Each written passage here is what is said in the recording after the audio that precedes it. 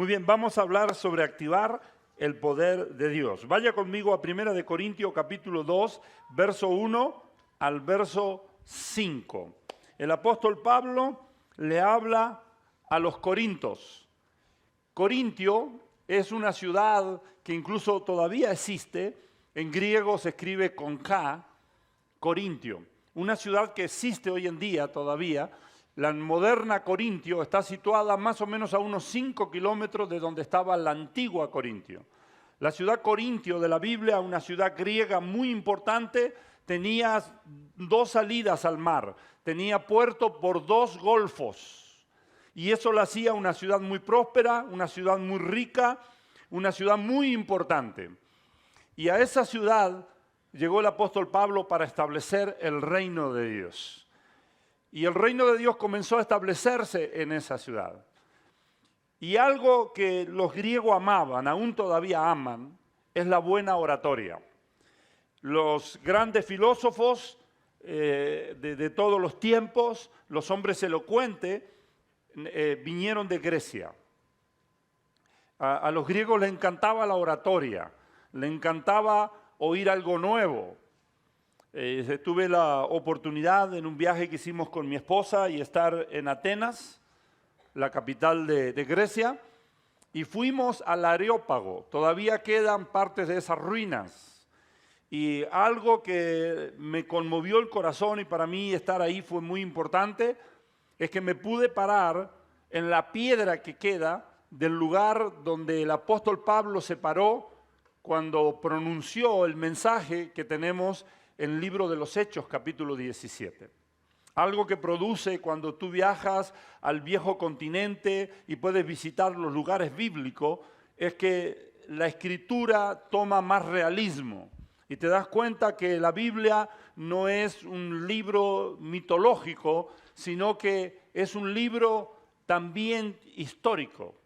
No es un libro de historia. Un libro de historia precisa fechas, precisa lugares con exactitud, cuenta los hechos con exactitud. Pero la Biblia no es un libro de historia, pero es un libro histórico. Y tuve la oportunidad de estar ahí en el Areópago. ¿Qué era el Areópago? Era un lugar donde iban los filósofos, cualquier persona que tenía algo que decir, iba al Areópago. Y había una cierta forma como de un podium, como un lugar elevado, donde las personas podían ir, tipo un escenario, y cualquier persona se podía parar ahí e inmediatamente iba a tener la atención de todos los que estaban ahí. Era un lugar muy concurrido, donde la gente iba ahí para escuchar. Ahí disertó Platón, por ejemplo, entre otros. Y llegó el apóstol Pablo y se paró sobre esa piedra y entonces él dijo: varones atenienses, oídme. Y automáticamente tuvo la atención porque a los griegos les encantaba la oratoria y les encantaba oír cosas nuevas. Tenían comezón de oír y les encantaba la oratoria y les encantaba la sabiduría, les encantaba el argumento humano. Se embelesaban por eso. Pero el apóstol Pablo nos dice en 1 Corintios capítulo 2, verso 1 al verso 5, cuando yo fui a ustedes, le dice a los corintios, hermanos, cuando yo fui a ustedes proclamándole el testimonio de Dios, no fui con superioridad de palabras o de sabiduría, porque no me propuse saber nada entre ustedes excepto a Cristo y a este crucificado. En otras palabras, el apóstol Pablo les dice, yo no pretendí ponerme a la altura de los grandes filósofos, esos grandes oradores que tenían tantas cosas que decir. Y no porque no pudiera. Si alguien tenía oportunidad de disertar con sabiduría, con conocimiento, y si alguien tenía una oratoria que llamaba la atención, era el apóstol Pablo. El teólogo más grande de su tiempo, que había sido enseñado a los pies de Gamaliel. Pero él, sin embargo, no lo hizo, no echó mano de su sabiduría humana, no echó mano de todo el bagaje de conocimiento que traía. Tenía un gran bagaje de conocimiento. Pablo era un hombre multicultural. Pablo no se quedaba sin palabras. Yo creo que si Pablo tenía que hablar de cualquier tema, él lo podía hacer. Era un ciudadano romano, pero que había sido creado entre los judíos. Sabía muy bien el griego, por supuesto que sabía el hebreo y también el arameo, los 3 idiomas más importantes de la época. Él los conocía a la perfección y tenía la cultura romana, que era la cultura que dominaba en su tiempo, el imperio dominante, pero también conocía perfectamente la cultura griega. Pablo era alguien que podía echar mano de todo su bagaje, de todo su arsenal de conocimiento, en el plano humano como en el plano divino. Pero sin embargo, él dice, cuando yo fui a ustedes, no fui, dice él, no fui con superioridad de palabras o de sabiduría. Vaya al verso 4, por favor. Mi mensaje y mi predicación no fueron palabras de persuasiva sabiduría, sino con demostración del Espíritu y de poder. Él dice, mis palabras. El apóstol dice, cuando yo fui a ustedes, no pretendí llamarles la atención con una gran oratoria. Hay gente que tiene una gran oratoria, pero es eso nada más. Bonitas palabras. Para mí no es un elogio cuando alguien me dice, qué linda palabra, qué bien que habló pastor. Porque para eso no lo necesitas a Dios. Lo lindo es cuando alguien dice, sus palabras llegaron al corazón, tocaron mi alma y hicieron algo de parte de Dios en mi vida. Lo lindo es cuando hay mucho más que palabra. Cuando Dios actúa en esas palabras y la obra de Dios puede ser vista. Cuando alguien habla de parte de Dios. No es solo la oratoria. De hecho, yo quiero desafiarte a ti. Puedes agarrar cualquier mensaje de algún hombre de Dios, de esos mensajes que se hacen virales. Puedes tomar palabra por palabra y pronunciarlas. Y te aseguro que no van a producir el mismo efecto que producieron cuando la gente la escuchó. A ver, voy a decirlo de nuevo. ¿Qué está diciendo, pastor? Estoy diciendo que tú puedes tomar un mensaje de cualquier hombre de Dios, estoy hablando hombre de Dios, que hablan palabras que tocan el corazón, palabras que tú dices, wow, qué frase, wow, qué tremendo principio, eso estuvo increíble.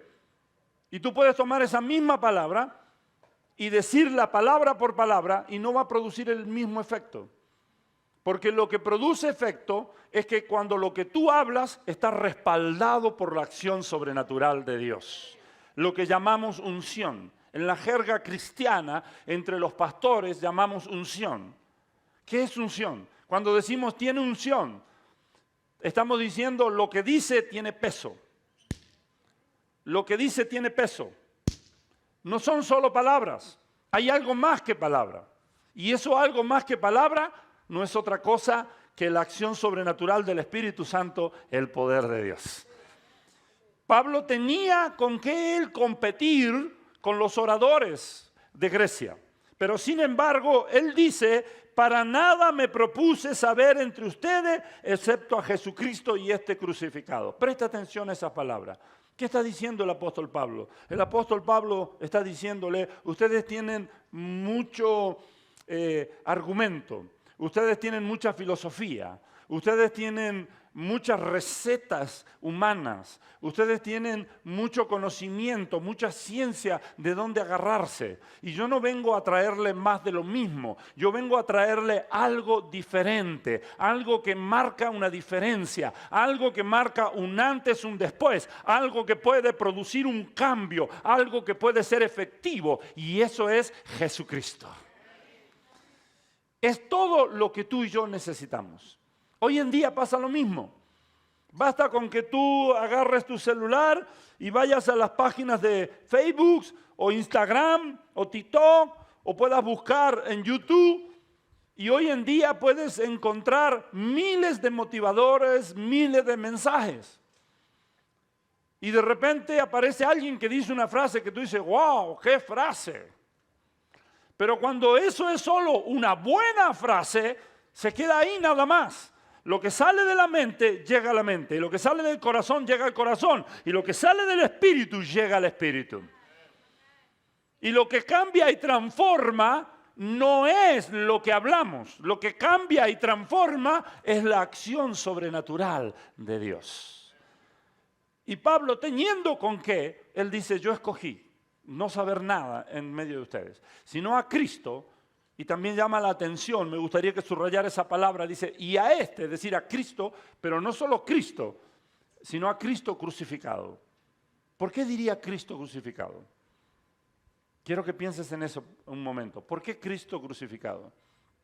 ¿Qué significa Cristo crucificado?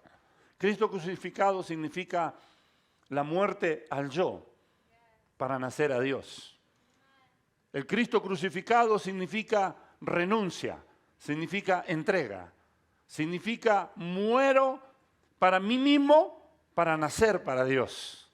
El Cristo crucificado es la semilla que cae a tierra, la semilla que deja de brillar arriba de una mesa, la semilla que deja de buscar la luz para brillar y que todos la vean y que decide ser enterrada, ser rota, morir, porque sabe que cuando muere la verdadera vida surge de la muerte.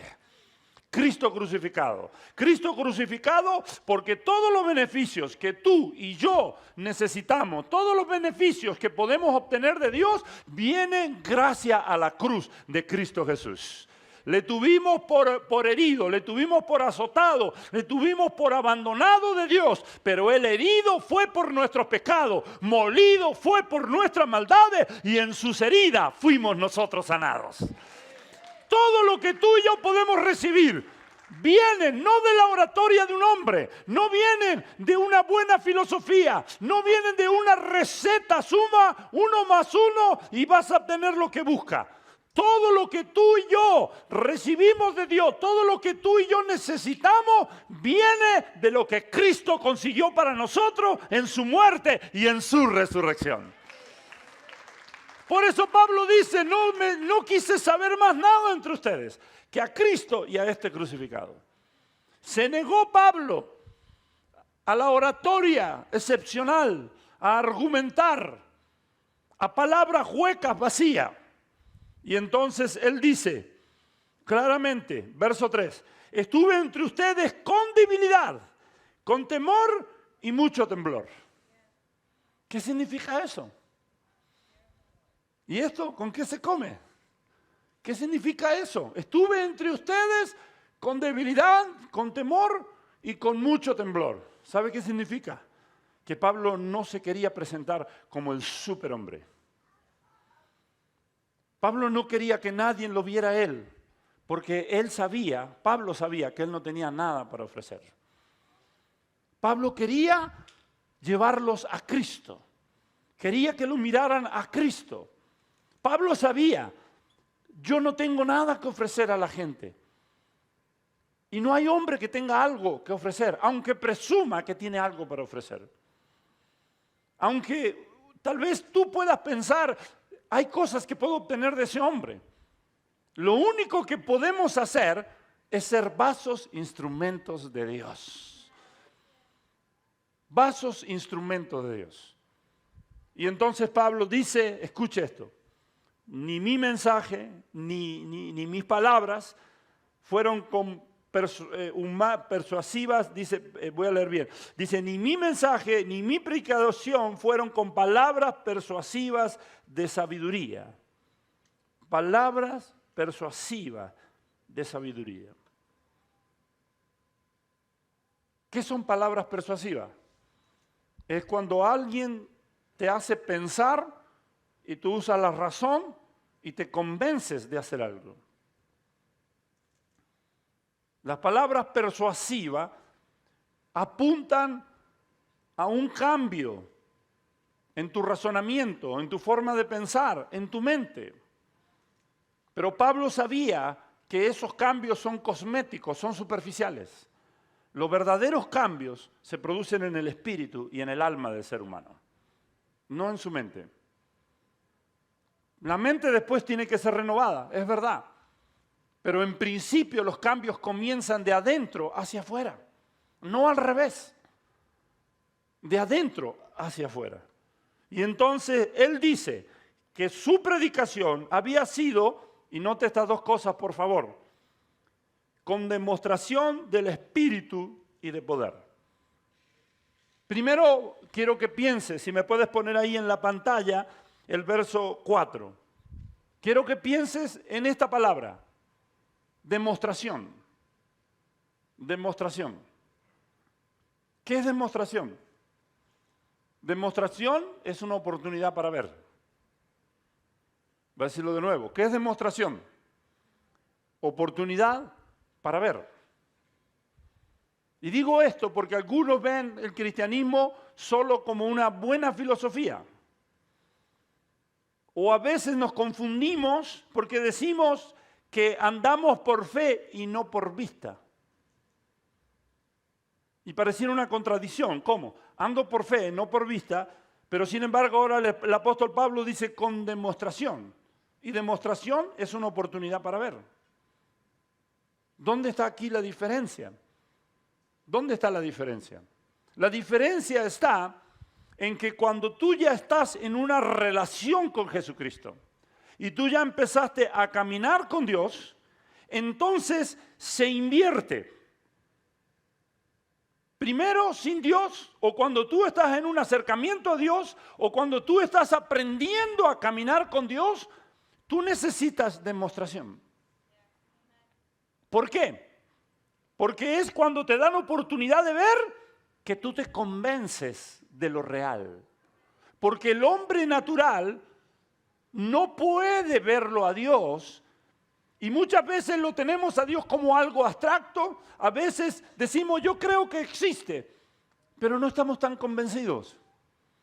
O bueno, habrá alguna fuerza ya superior. Pero ¿será tan real? Esos locos fanáticos que dicen Jesús está ahí. ¿Será eso real? Entonces comenzamos por necesitar ver y ese ver nos lleva a una fe que nos lleva a entregar nuestra vida a Jesucristo y a creerle a Dios. Lo necesitamos. Por eso Pablo dice, cuando fui a ustedes, está hablando del comienzo. Está hablando cuando él empezó a presentarle a Dios. Ahora, cuando dice, por fe andamos, no por vista, él está diciendo, ahora se invierte. Ahora que tú ya lo conociste a Jesús y tienes una relación personal con Él, ahora que tú conoces la presencia de Dios, conoces la acción sobrenatural del Espíritu Santo, ahora tú no eres el que espera ver para creer, sino ahora eres el que le haces demostración a alguien más. Voy a decirlo de nuevo. Cuando dice Pablo, no andamos por vista, sino por fe, lo que él está diciendo es que llegas a un punto de madurez. Llega a un punto donde tu fe se activó. Llega a un punto donde tú lo conoces a Jesús. Donde tú conoces la presencia de Dios. Conoces la acción sobrenatural del Espíritu Santo. Y sabes todo lo que Dios es capaz de hacer. Y entonces ahora es al revés que cuando comenzaste. Cuando comenzaste necesitabas demostración, oportunidad de ver para poder creer. Ahora tú crees y eso provoca que alguien más vea. Porque ahora tú no necesitas ver para creer, sino que tú crees y eso hace que las cosas ocurran. Al revés. ¿Sí me estás escuchando?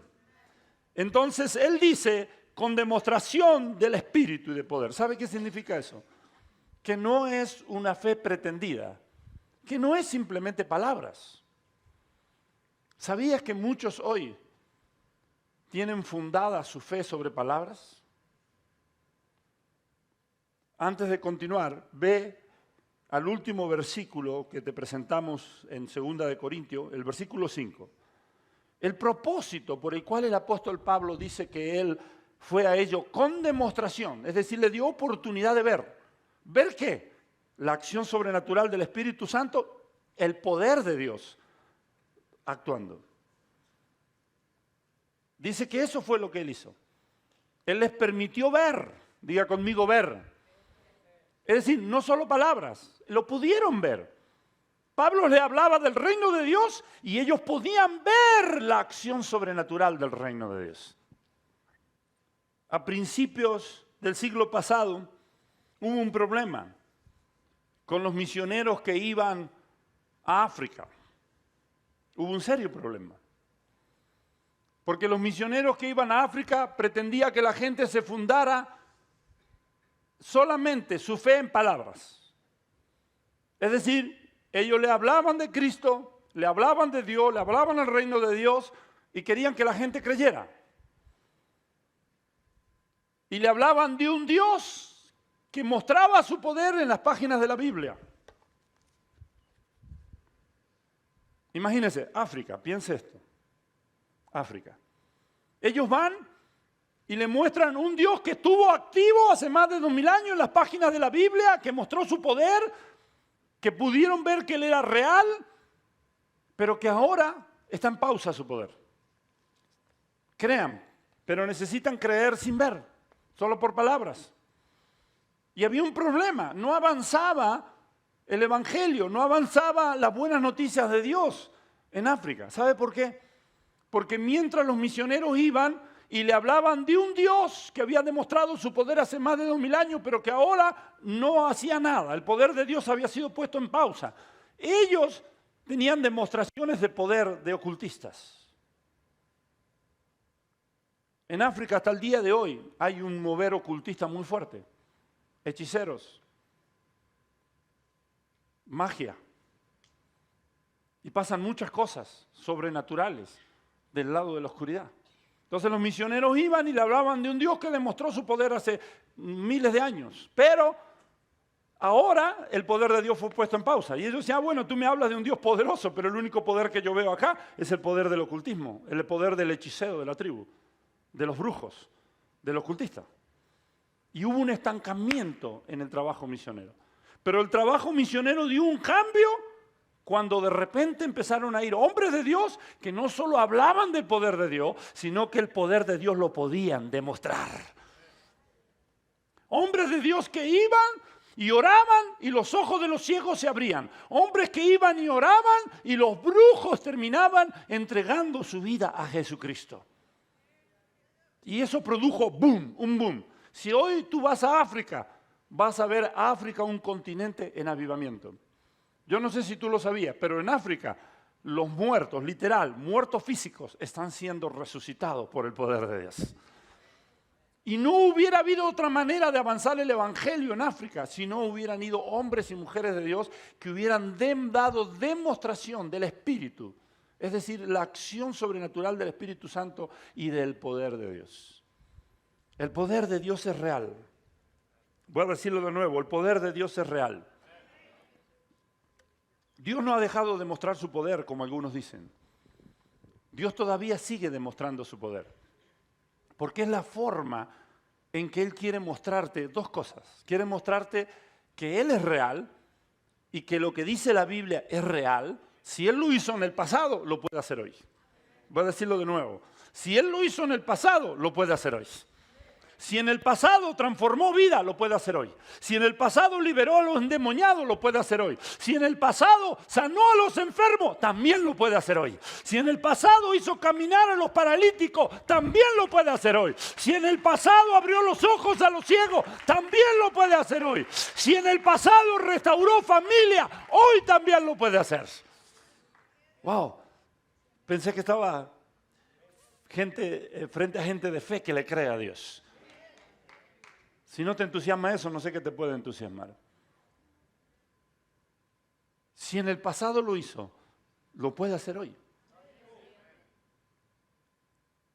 Ese es el Dios. Segundo, Dios quiere mostrarte cuánto te ama y qué tan importante eres para Él. ¿Por qué Dios mostraría su poder? ¿Por qué Dios haría un milagro? ¿Por qué Dios haría algo sobrenatural? Porque Dios quiere demostrarte cuánto te ama y qué tan importante tú eres para Él. Porque necesitamos el poder de Dios. Lo necesitamos. Y Pablo decía que su predicación no era, si regresas al verso anterior, el verso 4, dice, ni mi predicación, ni mis palabras. Es decir, cuando él dice palabra, está hablando, predicaba, enseñaba, dialogaba con la gente. Él dice, no fue con palabra de humana sabiduría, sino con demostración. Tú necesitas ver. Tú necesitas ver. Hello, ¿estás aquí conmigo? Tú necesitas ver. Y Dios quiere mostrártelo. Dios quiere mostrarte la acción sobrenatural del Espíritu Santo y Dios quiere mostrarte el poder. Y Dios necesita para eso gente que como Pablo diga, yo no quiero que solo la gente me escuche hablar y que crean simplemente por mis palabras. Yo quiero ver la acción sobrenatural de Dios. Quiero hablarle a la gente, pero quiero que el reino de Dios se manifieste. Y que la gente pueda ver una manifestación visible del reino de Dios. El poder de Dios es real. Ahora, ¿cómo activo el poder de Dios? ¿Cómo se activa el poder de Dios? Ve conmigo, por favor, al libro de Marcos, capítulo 5. Vamos a empezar del verso 21. Marcos, capítulo 5. ¿Cómo activo el poder de Dios? La escritura comienza en Marcos capítulo 5, verso 21, cuando Jesús se sube a una barca y pasa al otro lado del lago. Y cuando llega se encuentra una multitud que estaba allí reunida. Es decir, Jesús viene navegando en un barquillo. Por favor, no te imagines el Titanic. Era un barquito de pescador. Un barco chico que apenas si entraban los 12 apóstoles y Jesús. No podían cargar el bote de peces si no se bajaban alguno de los 12, 13 con Jesús que estaban allí. Esto para los que piensan que el 13 es yetan, mal número. 12 discípulos con Jesús eran 13 y no era mal número ese. Era el mejor número que había. Llegan a la orilla y cuando se bajan Jesús encuentra ya una multitud que lo estaba esperando. Es decir, ya la fama de Jesús había corrido. Ya la gente hablaba de él. ¿Y sabe qué decían la gente de Jesús? Decían que él enseñaba como quien tenía autoridad, no como los escribas y los fariseos. ¿Qué significa eso? Justamente que los escribas y los fariseos hablaban de la palabra de Dios como hablaba Jesús, pero ellos eran solo palabras. Pero cuando Jesús hablaba, el reino de Dios se manifestaba. El poder de Dios actuaba en la vida de las personas. Donde quiera que iba Jesús. Y cuando Él llega, se encuentra esta multitud y entonces comienza a hablarle a esta multitud. Mientras le está hablando a la multitud, viene un oficial que era un principal de la sinagoga llamada Jairo, viene buscándolo a Jesús y viene rogándole. Por favor, quiero que veas aquí, en el verso 23. El hombre viene rogándole a Jesús porque estaba en esa situación donde él necesitaba mucho más que palabras. Venía y le rogaba y le insistía, mi hija está al borde de la muerte, te ruego que vengas y pongas la mano sobre ella para que la sanes y vivas. Para aquellos que dicen, ya el tiempo de los milagros pasó. Para aquellos que dicen, no es necesario el poder de Dios. Para aquellos que dicen, no es necesario la sanidad en los milagros. A aquellos que creen que están haciendo bien cuando dicen el milagro más grande que tenemos es la salvación, confórmate con eso. Nadie discute que el milagro más grande es la salvación. No discutimos eso. Pero escúchame, hay mucha gente que no puede pensar en una eternidad cuando tiene la vida complicada al máximo aquí en la tierra. Mira la vida de Jesús, míralo a Jesús. ¿Qué hacía Jesús cuando encontraba a personas con necesidades naturales, humanas? Y sabía Jesús que la necesidad más importante que tenían ellos era la espiritual, lo eterno. ¿Qué hacía Jesús? ¿Le daba primero lo espiritual y después le daba lo natural? No, porque sabía que no estaban preparados para lo eterno, para lo espiritual, si no le daba primero lo natural. Todo ser humano, escúchame, todo ser humano tiene dos grandes necesidades. Todas las necesidades que tiene un ser humano se pueden encerrar en estas dos. Está la necesidad más grande y la más importante, que es la necesidad de Dios en su vida. La necesidad de la eternidad. Y está lo que se conoce como necesidad sentida. En necesidad sentida están todas las necesidades que tenemos como humanos. Necesidades de sentirnos amados, de sentirnos valorados, necesidades de las cosas naturales de la vida. Eso se llama necesidad sentida. Todo ser humano tiene esas dos necesidades. La necesidad más importante, la vida eterna. Y la necesidad sentida. ¿Qué es una necesidad sentida? Lo que yo necesito al momento. Y siempre que Jesús se encontró con una persona, ¿cuál de las dos necesidades suplió primero? ¿Sabes cuál? La necesidad sentida. Encontraba a un ciego y no le decía al ciego cuando él venía, le decía, Señor, ayúdame. Jesús no le decía, ok, déjame hablarte de la eternidad. Sino le preguntaba, ¿qué necesitas? Y cuando alguien te pregunta, ¿qué necesitas? Tú dices, tu necesidad sentida, tu necesidad primaria. No la más importante, pero la que tú tienes delante de ti. Le pregunta al ciego, cuando el ciego viene y le dice, ayúdame, hijo de David, ten misericordia de mí, ayúdame. Jesús le dice, ¿qué necesitas? ¿Sabe qué le dice el ciego? Que me abra los ojos. Llevo toda la vida ciego y por estar ciego estoy mendigando. Vivo postrado a la orilla del camino pidiendo limosna. Quiero ser un hombre que se vale por sí mismo. Quiero tener una vida. Quiero tener la oportunidad de ver los colores. Quiero tener la oportunidad de no solo escuchar voces, ver rostros. Es triste estar ciego, postrado a la orilla del camino. Necesito ver. Y Jesús no le decía, no me vengas a hablar de eso, de milagros, por favor, de eso. No, déjame hablarte de la vida eterna. No, ¿sabe qué hacía Jesús? Oraba o le decía, conforme a tu fe se ha hecho, y los ojos eran abiertos. Y Jesús sabía que automáticamente cuando operaba una sanidad sentida o un milagro sentido, cuando suplía una necesidad sentida, automáticamente la gente abría su corazón y se disponía para la vida eterna. Siempre actuó así Jesús. Siempre actuó así. Y entonces este hombre viene con su necesidad a Jesús y lo busca a Jesús. Y dice que mientras Jesús va a su casa, verso 25, hay una mujer que padece flujo de sangre hace 12 años. Verso 26. Y había sufrido mucho en manos de médico y había gastado todo lo que tenía sin provecho alguno. Al contrario, iba de mal en peor. Es decir, aquí se juntan dos grandes necesidades. Cuando el padre le dice a Jesús, ve y pon las manos sobre mi hija para que ella viva.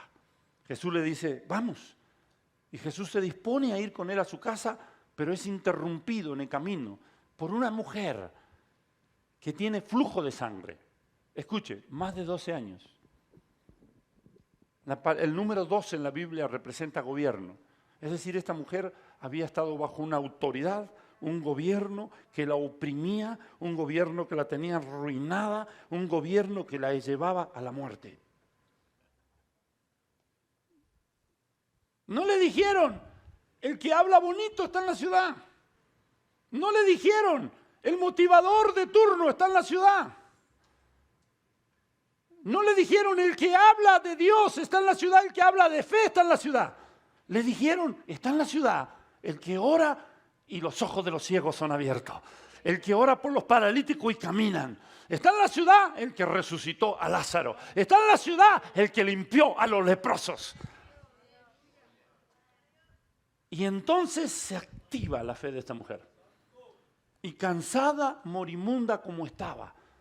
Quiero que pienses un poquito lo que significa perder sangre por 12 años consecutivos, no periodos, consecutivamente, tener un flujo de sangre. Eso lleva a cualquier persona a la anemia, a la debilidad total. Y esta mujer dice que estaba al borde de la muerte. ¿Qué significa? Que tal vez llevaba días sin levantarse de una cama, sin aliento. Pero hay algo que la fe hace que no lo hace nada más. La fe te da fuerzas cuando no hay ninguna. La fe te levanta cuando nada te levanta. La fe te hace intentarlo de nuevo cuando has intentado mucho y no has conseguido absolutamente nada. Y la fe se activa en esta mujer no porque hay alguien que habla palabras, sino porque hay alguien que puede hacer demostración del Espíritu y de poder. Y dice que ella se levanta y va en busca de Jesús.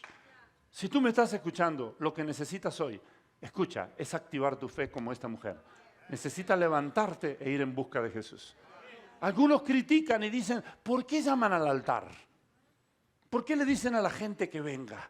Porque es una acción profética, simbólica, que tú activas tu fe. Si yo voy a orar por ti en tu asiento donde tú estás, entonces es mi fe que se activa para traer una bendición sobre tu vida. Y eso tiene su valor. Pero otra cosa es cuando tú te levantas y vienes a buscarlo a Jesús. Tiene otro valor. Por eso es que le decimos a la gente, levántate, ven al altar. No te quedes ahí en tu asiento. Y algunos se quedan así. Y quedan en su orgullo y en su sabiduría. A mí no me van a decir lo que hago. O se quedan en su sabiduría.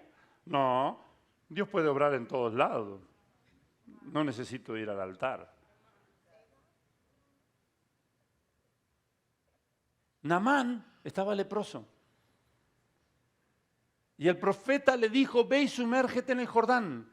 El Jordán es un río barroso. Tú te sumerges y sales con lodo por todos lados. Y le dijo, ve y sumérgete al Jordán 7 veces y quedarás sano de la lepra. Y el hombre se enojó. El hombre dijo, ¿acaso en Siria no hay mejores ríos? ¿Ríos limpios de agua cristalina? Y este profeta me dice que me sumerja en el Jordán, ese río sucio, lleno de barro. Pero ¿sabes qué? Si no hubiera obedecido y no se hubiera sumergido, no hubiera sido sano de la lepra. Esta mujer se levantó y fue donde estaba Jesús. Y mira lo que es cuando la fe se activa. Cuando la fe se activa, supera los obstáculos. Voy a decirlo de nuevo. Cuando la fe se activa, la fe te hace superar cualquier obstáculo. Ahí no existe que no tengo fuerza. Ahí no existe que me van a mirar mal. Ahí no existe qué dirá la chusma. Cuando se activa tu fe, tú rompes cualquier oposición y superas cualquier barrera. Cuando esta mujer llegó, se encontró con la gran oposición de que había toda una multitud que iba caminando con Jesús. Primero, número 1, estás aquí. Nota esto, Jesús está caminando y la multitud está caminando. Y van caminando como caminaba un judío. Si nunca has caminado con alguien que sabe caminar y que ha caminado mucho, pregúntale lo que se siente, pregúntale a mi esposa lo que es cuando nos ponemos a caminar y yo camino a mi ritmo. Le cuesta a ella seguirme mi ritmo, porque aquí están acostumbrados a andar en carro y estacionan el carro, si es posible, en la misma puerta del Walmart. Y no están acostumbrados a caminar. Yo vengo de un lugar donde para todo se camina. Y tienes que caminar. Mamá, agarro la bicicleta para ir a la tienda. No, mijo, se va caminando, necesita hacer ejercicio. Pero mamá es más rápido con la bicicleta. Deja esa bicicleta, necesita bajar la panza. Váyase caminando. Y camina y camina y camina. Y todo el mundo camina. Los judíos estaban acostumbrados a caminar. Porque no había Uber.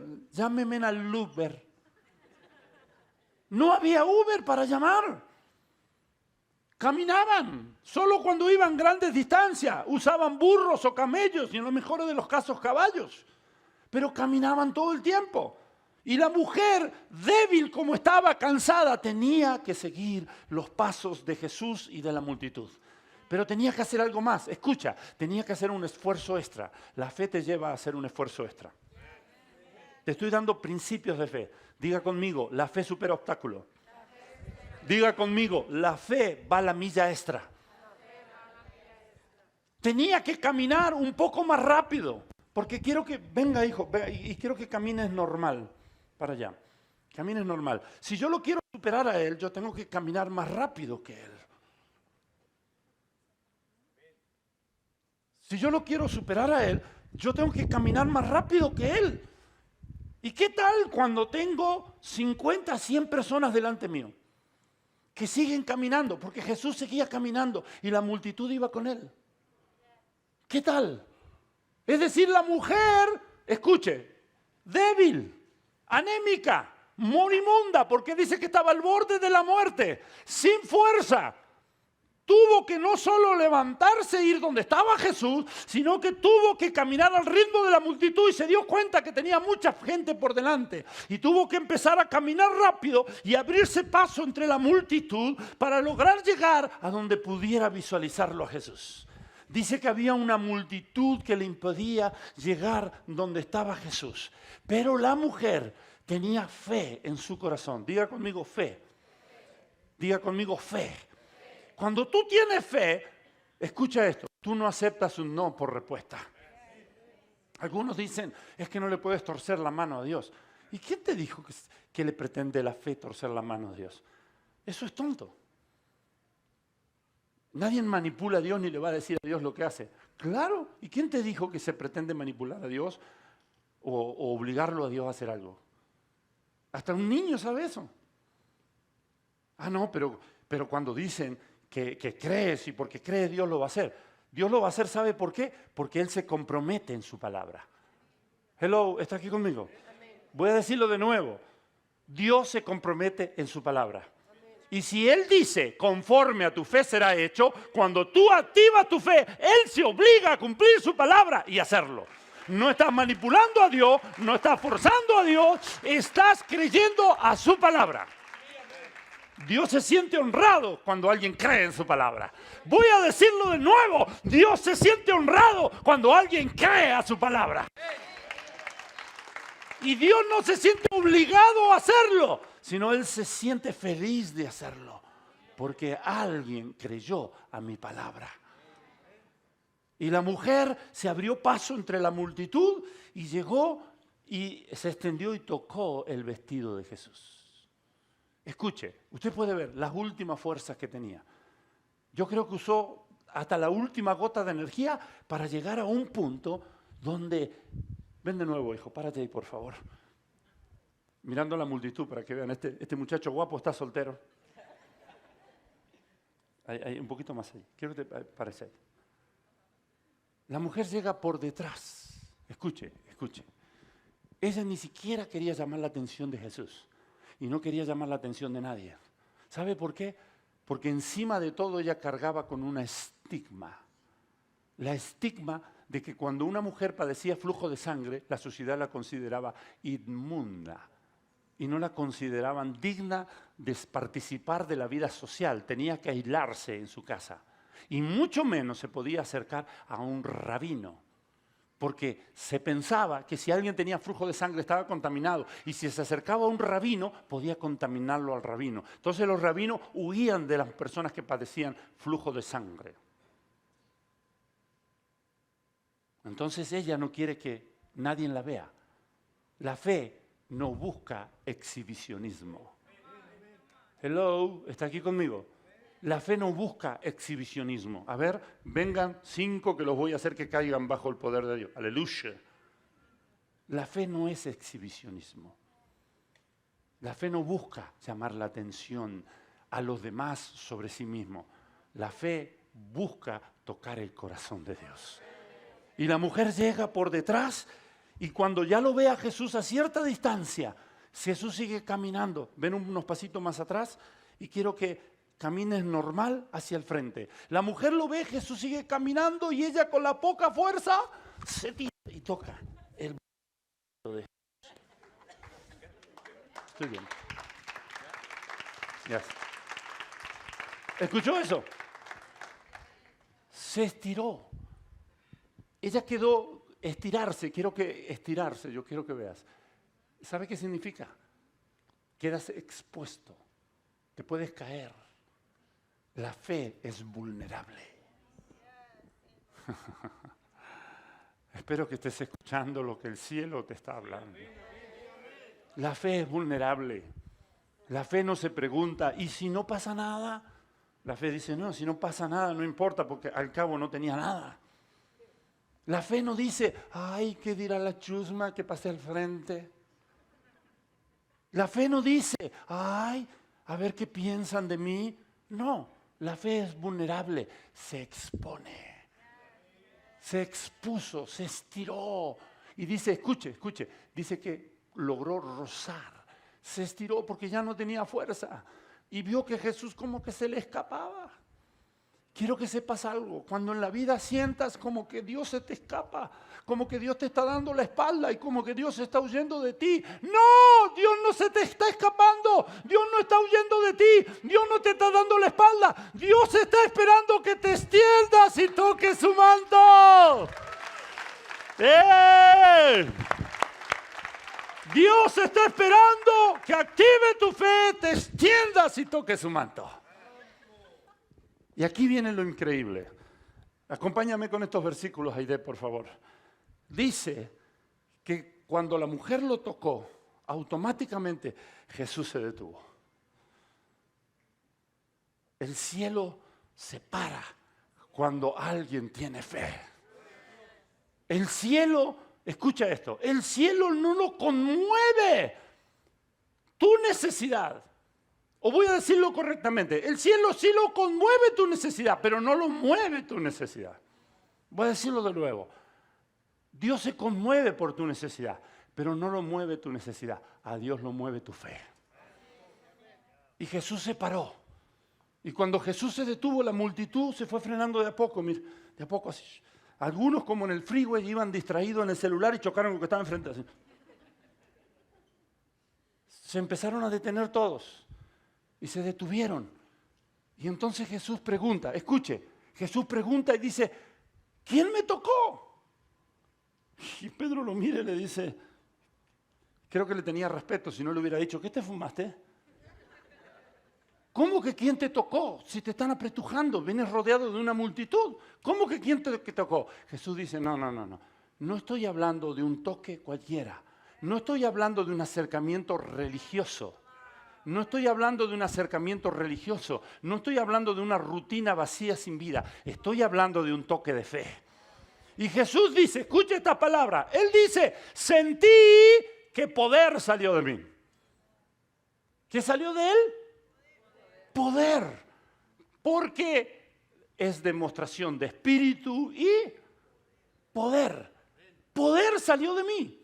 Es decir, ¿qué es lo que activa el poder de Dios? La fe. La fe puesta en obra activa el poder de Dios. La fe es lo que activa el poder de Dios a límites impensados, a límites increíbles. Jesús dijo, no, yo sé que alguien me tocó, no como un toque cualquiera, no un toque común, sino que alguien hizo un toque de fe, porque poder salió de mí. Y la mujer que quería pasar desapercibida, supo que tenía que presentarse ante Jesús y la multitud. Y viéndose ella descubierta, porque fue así, mire, fue como cuando preguntan, ¿quién fue? Que dé un paso al frente el que fue. Y el que fue no quiere dar el paso al frente, pero todos los que están al lado de él dan un paso atrás. De repente se encontró que toda la multitud la estaba mirando y la estaban casi ya señalándola. Y ella dijo, yo fui Señor. Escuche, quiero que escuches las palabras de Jesús en el último versículo. Quiero que lo pongas en la pantalla. Jesús le dice a esta mujer, escuche, Jesús le dice a esta mujer, tu fe, verso 33, dice, déjame ver aquí, verso 34, hija, tu fe te ha sanado. Vete en paz y queda sana de tu aflicción. ¿Qué era lo que a ella le había sanado? Su fe. ¿Cómo? ¿No es Jesús el que sana? Lo voy a poner como en un rollo teológico, como a los alumnos. ¿Cómo? ¿No es Jesús el que sana? A ver, explícamelo. ¿Por qué dice que su fe la sana? Porque la fe activa el poder de Dios. Claro que fue Jesús el que la sanó. Pero lo que activó el poder de Dios fue la fe. No le dijo tu teología te sanó. No le dijo tus argumentos te sanaron. No le dijo tu filosofía te sanó. ¿Qué le dijo? Tu fe te ha sanado. Porque la fe activa el poder de Dios. Diga conmigo, la fe activa el poder de Dios. Diga conmigo ahora, yo creo y Dios lo hace. Vamos, vamos, diga lo que diga con convicción. Yo lo creo y Dios lo hace. La fe me hace sano, me restaura, me hace libre. La fe me conecta a Dios. La fe activa el poder de Dios. Denle un fuerte, fuerte aplauso al Señor, por favor.